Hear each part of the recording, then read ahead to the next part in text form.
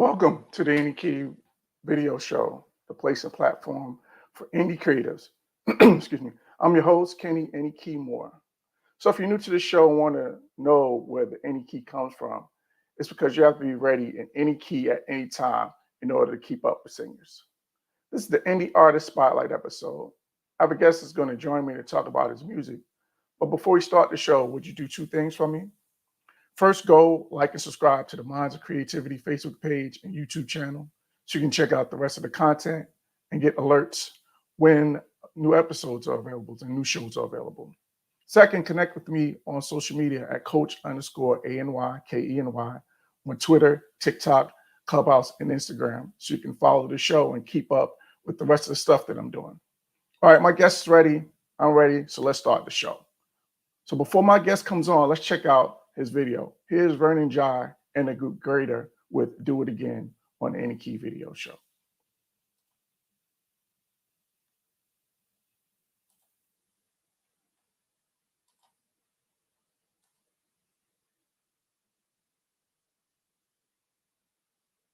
I don't know how.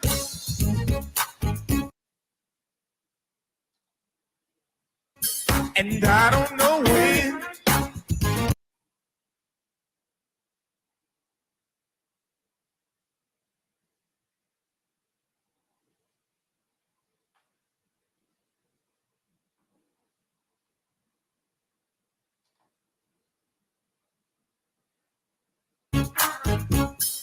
I don't know where.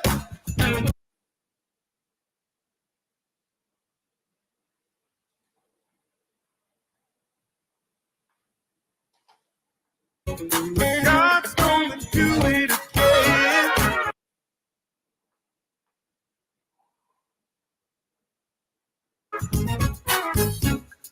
I don't know how. Oh, come on, I feel it in the room. Say it. Yep. And I don't know where.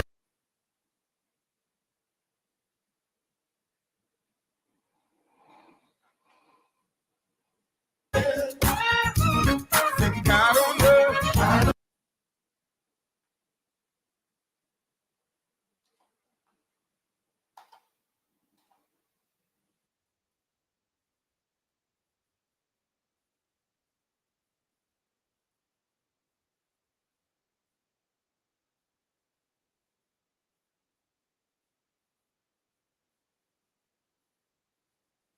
We're having a little technical difficulties with the video, so let's just go ahead and bring Vernon in, and we'll show it again on the tail end. Let's bring Vernon in. Vernon, welcome to the show. So let me just introduce Vernon first. This is Vernon Jai. He's the leader of the group Greater, based out of the Houston, Texas area. They're an award-winning group that have won Indie Awards for Song of the Year, Artist of the Year, and Producer of the Year. And Vernon, welcome to the show. Sorry about the technical difficulties. Thanks for being on. Oh man, thanks for having me. It's all good. We know how technology works. For sure, for sure. So listen, Yeah. I always ask my guests the first time they come on with me this question. Mm-hmm. Question is this: tell me your earliest memory or the moment that you fell in love with music. Oh man, music has probably always been there. I grew up a Kojic kid, so I grew up in church. So I remember hearing church music. That was the first thing I think I fell in love with, was just how it made you feel, how it made you react. And I remember being in church for so long and literally like hearing what back then they called a testimony service, where they would just sing these Yes, sir. congregational songs back and forth. And I just remember how it was so involving and engaging, and it literally jumped service off. I remember people used to run from the back of the church or outside. Man, we got to get in. We got to get in. So my first initial introduction to music was literally gospel music, singing in church. Before I knew who anybody was, I didn't know who sung half of the songs that I knew. Growing up, I never knew who sung songs like "Guide Me Over" and "This Little Light of Mine," but those songs were the songs that I literally grew up on, because my mother didn't really allow a lot of secular music in the house. So my first initial thing with music, man, was just being in church and hearing those congregational songs back and forth. Okay, gotcha. So tell me about the group Greater. How was the group formed, and then how did you decide on the name? So we've been in existence for quite a while, and it's a funny story because I did not. Most people would tell the story. I did not plan on being in this platform. I knew I wanted to write music. I knew I wanted to. I could hear voices and hear, oh, I like this voice, and so I could write a song that was kind of pitched for the voice that I was listening to. And so we were singing in a group here, and a lot of my college friends were around, and they opened up a contest in Houston one day for songwriters or groups. And I wanted to just get my song out there, man. And so this was, oh man, I was in maybe a sophomore or a junior in college, and came back home and formed a group of what I thought was just gonna be college friends singing a song that I wrote, and it took off from there, man. Ever since then, Greater has been in existence, and it was never the platform, the original idea, but God has done some amazing things, and so we're still on the train that he's pushing down the line. Gotcha. So your initial, you just wanted to be a songwriter? Is that Man, what I'm yeah, understanding? man, I wanted to just be a songwriter. I knew I loved gospel music. I knew I loved to be around gospel, but I just wanted to write music. I wanted to hear music. I loved listening to voicing.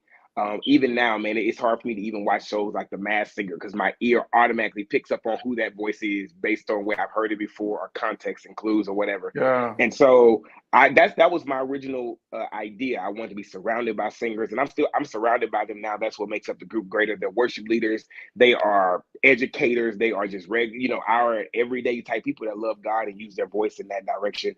I have people in the group, man, that sings, professionally, and I have people in the group that just love God and sing, because they're gifted and that's what they do. But that was the original intent, man, was really just to write music, pen music, probably work in the industry. But back then, man, that wasn't the goal. I was just a young kid who wanted to kind of get his music out. Gotcha. Wow.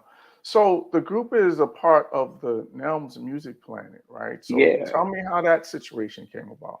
So we've been around for a while. We had done a lot of independent things and had got approached by a couple of different labels, and just never fit in with a label. And so I ended up working for NIMS Music Planet as a CEO, which I still work for them now. I'm the chief operating officer for the label, and worked with her for a couple of years and saw her intent towards letting artists be artists and not trying to make them fit into a certain mold or what we were trying to do in the industry now, which we hear a lot about. And I got to work with her before we signed with her. So by the time I signed with her, I kind of knew our operations and how we worked. And it was a good fit for the group, a good fit for us. And so we teamed together, and we've been with Nibs Music Plan for maybe about a year or so. Okay. And we're on a good roller coaster, man. We're on a ride. Gotcha. So, before you mentioned before the Nelm situation that you had built out some independent music. Kind of talk about that because my show is for I call it the place, a platform for independent creatives. So talk Yeah. about some of the challenges of being an independent artist, and what you had to do before the Nelm situation to get your music out. Yeah, so well, I think it's kind of the one thing we talk about. I even talk about now on a lot of platforms is we have to address what an independent artist is because literally everyone has a different platform of what they call success. I think sometimes we box everybody into thinking that everybody wants to be on the Stellars. That's not everybody's goal. Some people's goal was Mm-hmm. just like mine, just to get their music out, get people to Mm-hmm. hear it.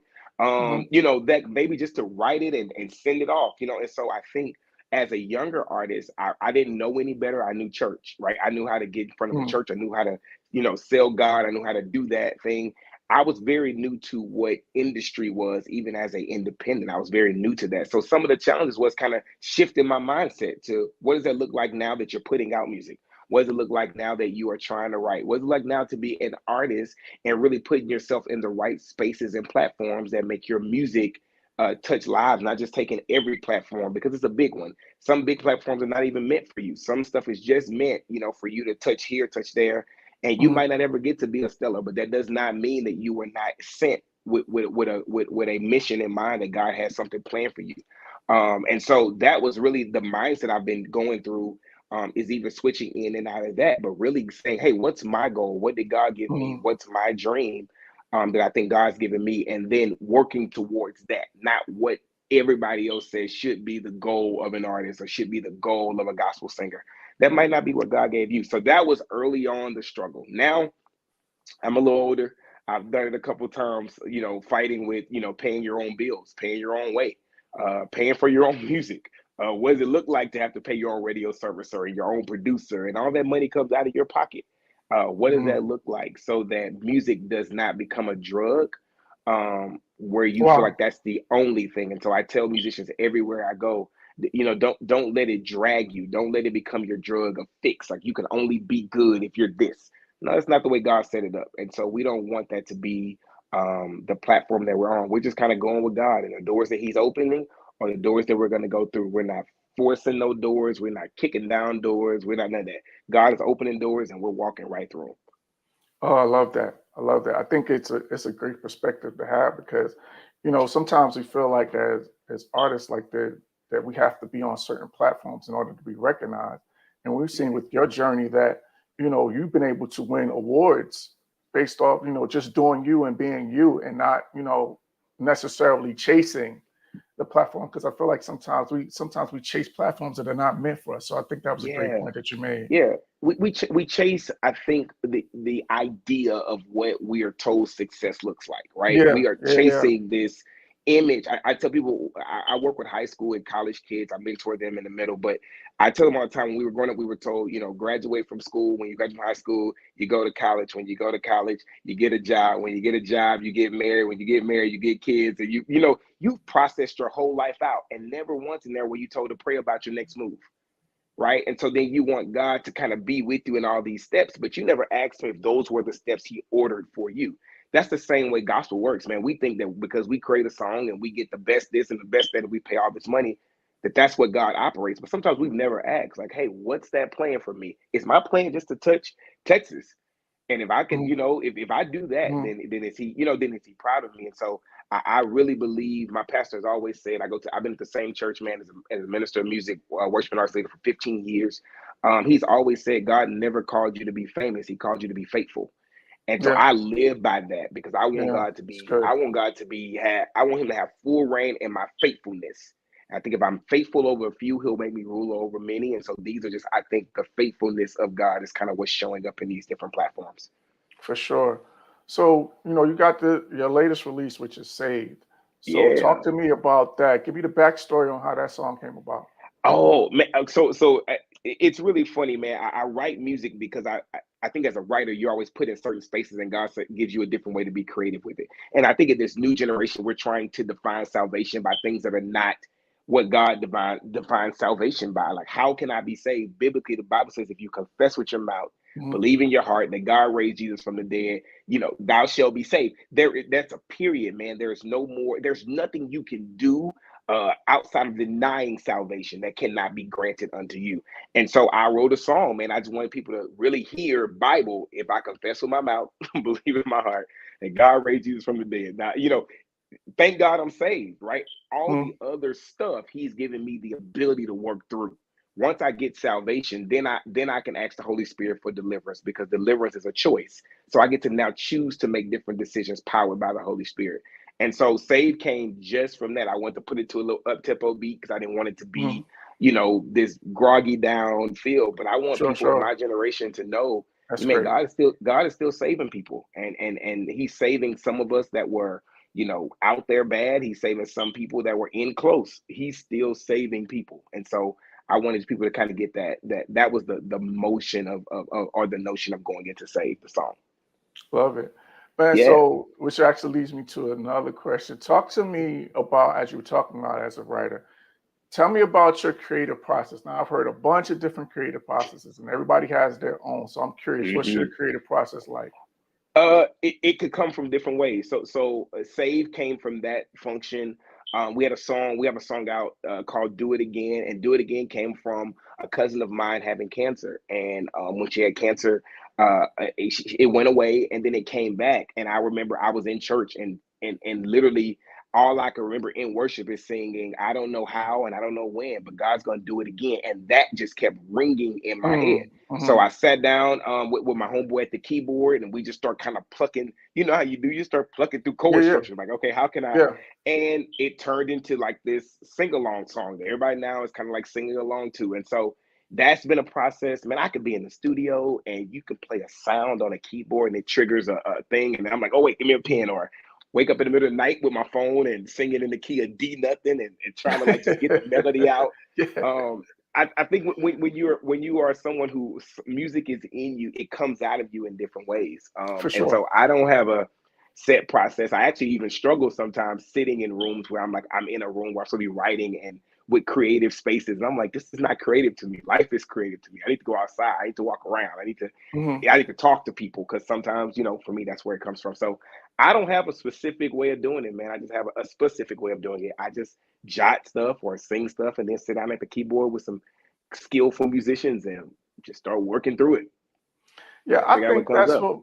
I think that's what makes creativity is that there is no set, there is no structure, there's no, template. It's how it comes to you. You know what I mean? Yeah. Because everybody's process is different. That's why I asked you, And because I always, you hear so many different ways, and I was just curious if was anything new or anything out of the ordinary, because everybody's process is different. So I always love to ask the question. It's completely different. I don't think I've ever wrote, and I've wrote some songs, man, in the same setting. Now I might get back, like I'm in my office now that has a keyboard, and I might come over here like figuring out like what key I'm gonna be in and try to put it together. But for the most part, man, it's from life. It's from what I think God kind of puts you in spaces where you're like, I could write something that could help this, or I could write something that could turn this around, or I could write something that encourages people. I wrote a song called Favor, and I wrote that based on the first lady of my church, because she was up talking one day and she was just saying every door she was turning into, God was just opening doors and giving her favor, and she couldn't understand it. And I literally penned a song that says, it's not by chance, nor by coincidence. I'm doing better because I got favor. And literally the whole song sparked out of just somebody, so I think God just gives it to you in different kind of ways. So I'm excited. I'm always open to him using me whatever way he can when it comes to music and writing. Yeah, I think that's the biggest thing, is that as long as we're open and our spirit is open, our ears open, then he can drop it on us at any place at any time. We just got to be ready. And anywhere. So, yeah, for sure. So listen, as we get ready to wrap up, tell me what's next. You got the situation with Gnomes. You guys put a single out with them. Tell me what's next for Greater. And then also tell my audience how they can connect with you and follow you on social media. Yeah, so actually, I'm super excited, man. I think you're probably gonna be the first person I'm telling this to. So this is actually like literally like breaking news. Awesome, let's go. So we had Save that came out. Save did really, really great, man. And so I reached out to a friend of mine to jump on Save, and we're gonna call it like 2.0 the remix. I don't know what the name of it is gonna be, but as of probably I think before the end of this month, Save will be re-released featuring Dwayne Woods, and so it is going to be a smash. It is. He put his Dwayne Woods on it, man, and just took it. So it literally is the first time I actually even sang it out loud. I've been working behind the scenes with him to try to get it done, and so I want to thank him for even just working with a guy like myself, But he's such a good dude, and from just the process of helping with the remix of it, vocally helping out, not just doing. Sometimes you could be in the industry, people do just what you pay them to do or just what they're asked to do. He went so far over and beyond, man. And so I'm actually super ready to release it. We're just getting all the paperwork done. So that'll be out at the end of this month. We're also working with for a compilation with the record. I'm on Nibs Music Planet with 2 other artists. And so we're working on a compilation disc that I think is going to be fire. I'm gonna get a chance to produce some records on there. And then we're headed to the Doves to do some performing at the Doves and make sure that we're still out there moving. So we'll be in Nashville for a couple of days, singing along, man. So God, like I said, he's opening up doors, and we're gonna follow him all the way through. Speaking of following, people can follow us on Instagram. It is with 2 E's, THEE, Vernon Jai, Jai.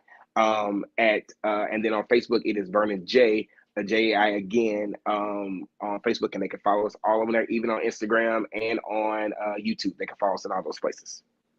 All right, very good, man. Listen, I appreciate a few minutes of your time. I love the music. I love what you're doing, and wish you all the best. I hope everything goes well at the Doves, and I look forward to hearing the Save 2.0 remix. Yeah, 2.0, man.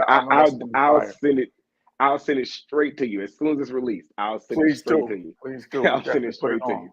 I appreciate it. All right, man. Thanks for being on the Key Video Show. Thank you, sir. Thanks for having me. All right. That was Vernon Jai. Vernon Jai. I apologize. So that's going to wrap up this episode of the Key Video Show. I want to thank Vernon Jai for joining me. If you have any questions, comments, or like your brands and services to be advertised and promoted on the show, Or if you want your music to be featured on the show, send an email to KANMmusicPUB@gmail.com. Again, that's KANMmusicPUB@gmail.com.